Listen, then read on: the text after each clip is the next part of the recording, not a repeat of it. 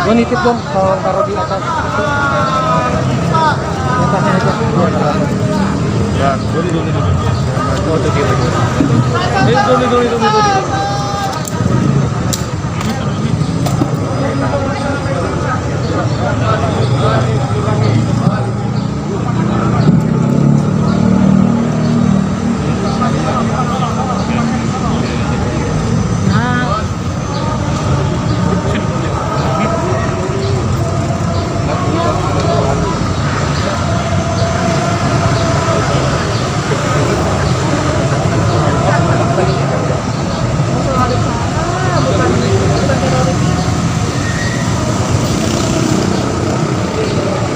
Ini namanya treasuries abal-abal.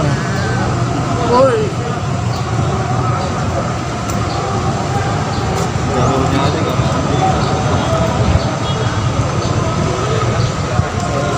Saya mendadak ya, Pleng.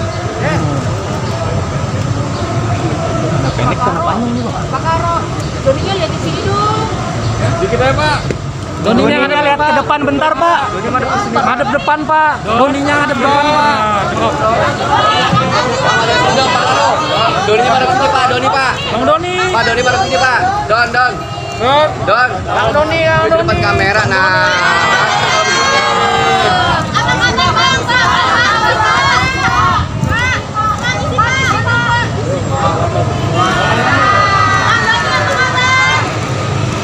Sehat ya, Bang Don? Sehat ya. Si Akrab itu banyak ya. Si Akrab. So iya nih.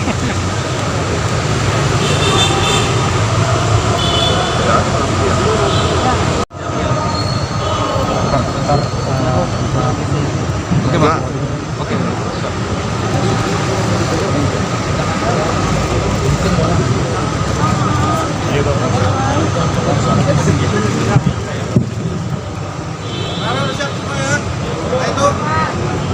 Duduk dong, depan dong. Assalamualaikum warahmatullahi wabarakatuh. Salam sejahtera untuk kita semua. Salam, Om Swastiastu, Namo Buddhaya, salam kebajikan. Selamat sore semua. Yang saya hormati Direktur Tindak Pidana Eksus. Ulangi, yang saya hormati Direktur Tindak Pidana Siber. Yang saya hormati Wadir, rekan-rekan penyidik, dan tidak lupa yang saya hormati dan saya banggakan rekan-rekan media. Sore ini kita akan kembali menyampaikan update terhadap tersangka DMT alias DS. Tes, ulangi. Penyampaian kali ini seperti teman-teman lihat semua akan disampaikan tracing aset. Ya, kita lihat ada beberapa kendaraan baik roda 4 dan roda 2 berbagai merek, dan di depan kita juga ada beberapa alat bukti atau barang bukti lain ya, ada laptop dan lain-lainnya. Untuk lebih lengkapnya kami mempersilakan Bapak Direktur untuk mempresentasikan. Waktu dan tempat kami persilakan.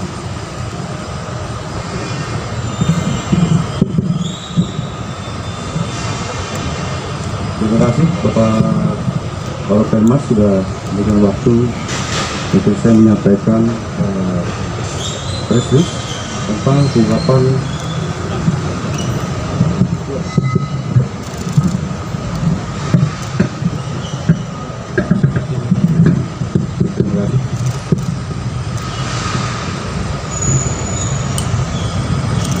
tentang pengungkapan pelaku tindak pidana penyebaran berita bohong dan menyesatkan yang mengakibatkan kerugian konsumen. Baik, akan saya sampaikan pada sore hari ini. Sebelumnya, saya ucapkan terima kasih yang kami hormati Bapak Karopenmas, Bapak Wadir Seber, dan Kasubdit, serta yang saya hormati rekan-rekan wartawan sekalian. Jadi langsung saja akan saya sampaikan kaitan penanganan kasus atas tersangka DS. Perlu disampaikan bahwa pada hari Selasa tanggal 8 Maret tahun 2022, Direktorat Tindak Pidana Cyber Baris Krim Polri berhasil mengungkap kasus tindak pidana menyebarkan berita bohong dan menyesatkan yang mengakibatkan kerugian konsumen dalam transaksi elektronik yang diduga dilakukan oleh tersangka DS, dan dia adalah pemilik dan pengguna akun YouTube King Salaman. Adapun waktu dan tempat penangkapan, tersangka DS ditangkap pada hari Selasa tanggal 8 Maret tahun 2022 jam 23.30 di Baris Krim Polri yang berlokasi di Jalan Trujoyo nomor 3 Kebayoran Baru, Jakarta Selatan. Adapun tersangka DS saat ini berusia atau berumur 23 tahun. Pekerjaannya adalah sesuai KTP di sini adalah tertera buruh harian lepas dengan alamat Jalan Chandra Asih, Perumahan Kota Baru, Parayangan, Tatar, Kelurahan Cipendei, Bandung Barat. Untuk waktu dan tempat kami kembalikan pada Bapak Karopenmas. Sekian, terima kasih. Wassalamualaikum warahmatullahi wabarakatuh. Waalaikumsalam warahmatullahi wabarakatuh. Terima kasih Bapak Direktur Siber Baris Krim Polri atas penjelasan dan sekaligus himbauan yang berharga untuk masyarakat agar lebih berhati-hati dalam melakukan trading. Terkait dengan penjelasan ini, apa sudah jelas sekali atau masih ada yang perlu dipertanyakan? Bila ada, kami persilakan. Ada? Ya, silakan. Agak keras suaranya. Dari semua barang bukti yang disita ini apakah atas nama Doni Salman semua atau atas nama siapa barang bukti yang sudah disita dari motor, mobil, dan tadi ada tanah juga.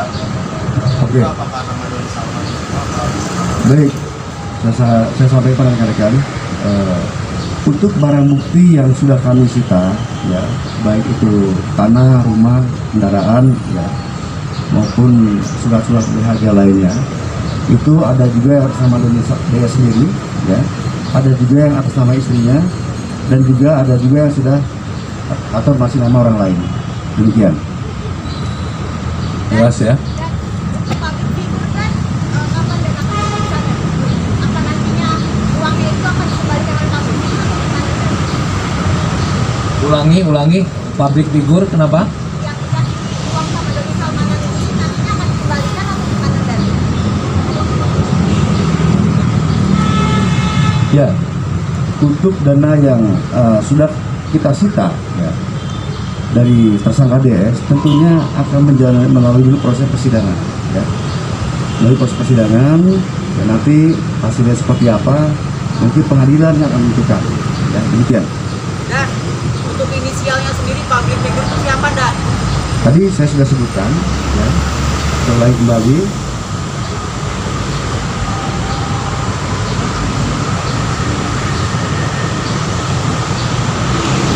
Yang pertama MH, inisial MH, yang kedua DM, 3 MR, keempat FR, kelima DS, dan DS juga ada 4, ya, yang ada lagi. Ada lagi?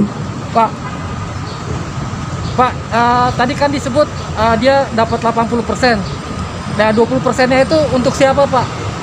Dana afiliatornya itu, dan kemudian apakah penyelidikannya untuk yang sisanya 20% itu udah sampai mana, Pak? Ya, untuk keuntungan 80% ya Mas ya, Ya. itu apabila si trader ini kalah, ya, keuntungan itu akan masuk sebesar 80% kepada DS. Nah, sisanya kepada penyelenggara. Dan apabila trader itu menang itu masuk keuntungan pada DS sebesar 20%. Demikian Mas. Kalau penyelenggaranya apakah sudah ada pengusutan kah? Sedang Termasuk kita yang dalami. kasus-kasus yang Indra Kents dan lainnya Pak? Sedang kita dalami Mas. Yang nanti akan kita sampaikan lebih lanjut. Oke. Pak, totalisir rekening dari 8 bank yang disita tadi berapa? Ulangi Mul. Totalisir rekening dari 8 bank yang disita Pak. 8 rekening yang sudah disita total uang. Untuk saat ini yang cash yang sudah kita sita sebesar 3,3 miliar. Dan sisanya itu kita masih berkoordinasi terus dengan PPATK karena masih BB ini akan terjadi dinamika, akan terjadi perubahan ya sesuai dari hasil pendalaman ataupun tracing yang dilakukan oleh PPATK. Demikian Mbak. Pak, Dan terkait istrinya DS, pemeriksaannya akan dilakukan tepatnya kapan Pak? Sedang dilakukan hari ini Pak untuk terkait SCDS, istri DS. Sebagai apa Dan? Saat ini sebagai saksi. Ada lagi? Cukup ya. Pak, DS ini mendapatkan semua hasil kekayaan dia ini selama berapa tahun kurang lebih? Tadi saya sudah sampaikan di awal, itu dari mulai tahun 2021 sampai saat ini kemarin. Jadi sudah 1 tahun. Akan saya sampaikan dari peran tersangka DS. Dalam hal ini, tersangka DS melakukan perbuatan melawan hukum dengan cara membuat video dalam channel YouTube King Salaman yang berisikan berita bohong dan menyesatkan yang mengakibatkan kerugian konsumen dalam transaksi elektronik dengan cara seolah-olah tersangka DS mendapatkan uang miliaran rupiah dari hasil bermain trading valuta asing di website Quotek dan melakukan flexing dan maksud dan tujuan untuk meyakinkan kepada masyarakat yang menonton YouTube, dalam hal ini para member, agar ikut bergabung dan bermain trading di website Quotek. Namun demikian, kenyataannya tersangka DS tidak melakukan trading di website Quotek tersebut, melainkan hanya menjadi afiliator untuk mendapatkan keuntungan dari para member atau afiliasi yang ikut bergabung bermain trading valuta asing di website Quotek. Perlu saya jelaskan di sini, website Quotek adalah aplikasi yang dirilis pada tahun 2019 yang bergerak dalam perdagangan mata uang asing. Website Quotek tersebut tidak terdaftar di Badan Pengawasan Perdagangan Berjangka Komoditi atau BAPEI dan sudah dinyatakan ilegal. Adapun syarat kerja website Quotek adalah member harus meletakkan modal, kemudian mempertaruhkan modal untuk menebak harga nilai valuta asing dalam waktu yang sudah ditentukan. Dalam hal ini, afiliator dalam binari adalah sales freelance yang mendapatkan imbalan hasil ketika mengajak orang lain bergabung. Dan juga afiliator ini mendapatkan keuntungan dari hasil transaksi yang dilakukan oleh para afiliasi sebagai member untuk melakukan trading valuta asing di website Quotek dengan keuntungan sebagai berikut.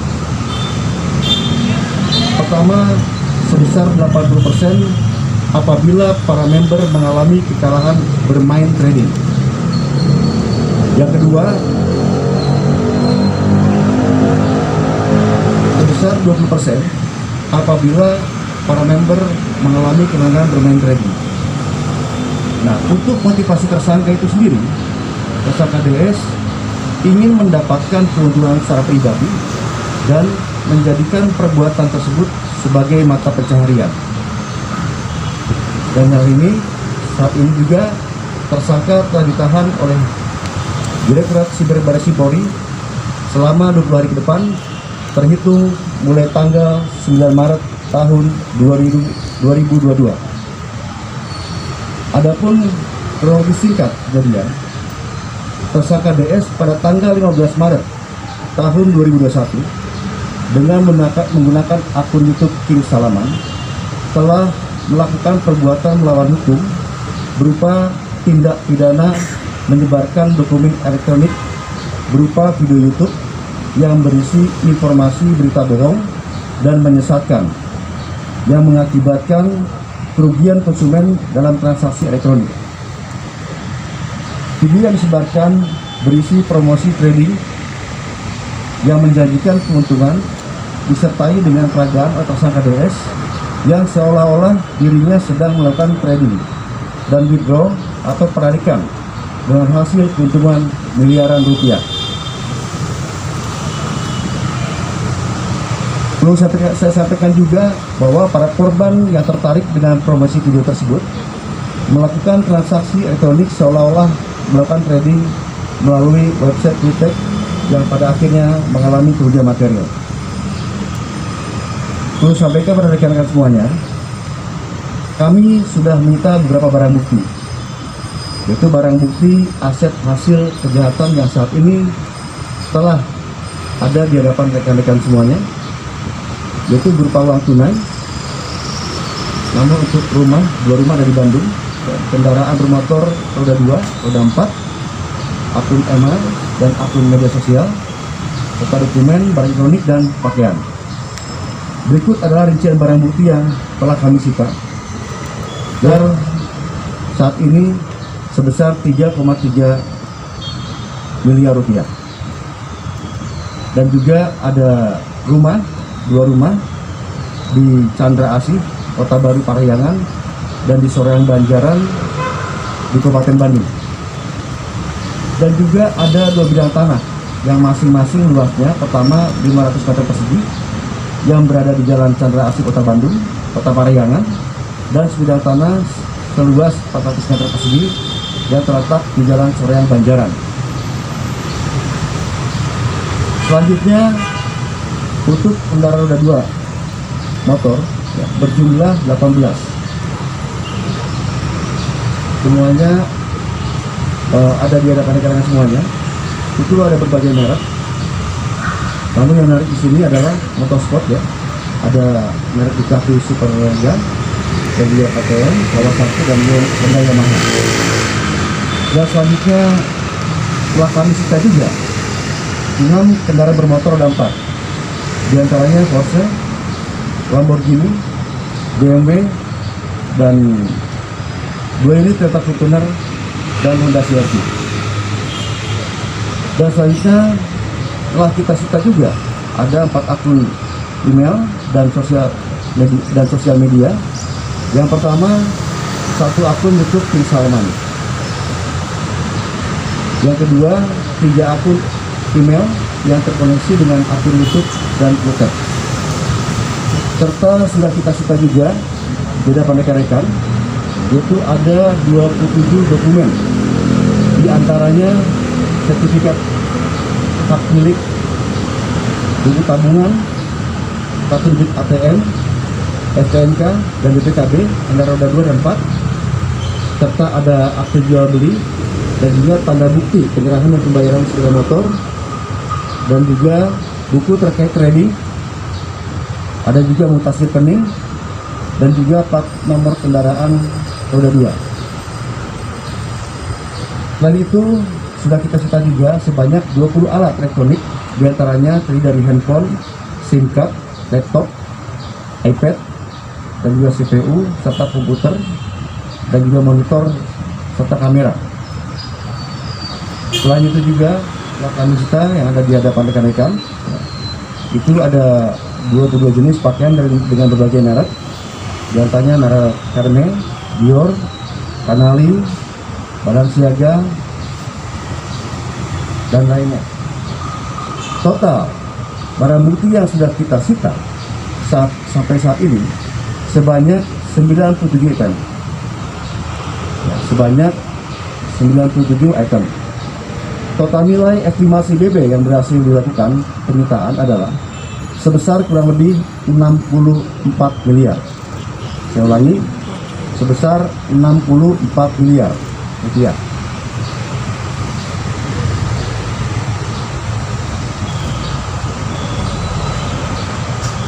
Perlu saya sampaikan pada rekan-rekan semuanya bahwa saat ini penyidik sedang melakukan penelusuran terhadap aset lainnya dari hasil kejahatan tersangka DS dengan bekerjasama dengan PPATK dan juga bank terkait dalam hal pemblokiran rekening dan diduga telah menerima aliran dana di tersangka DS.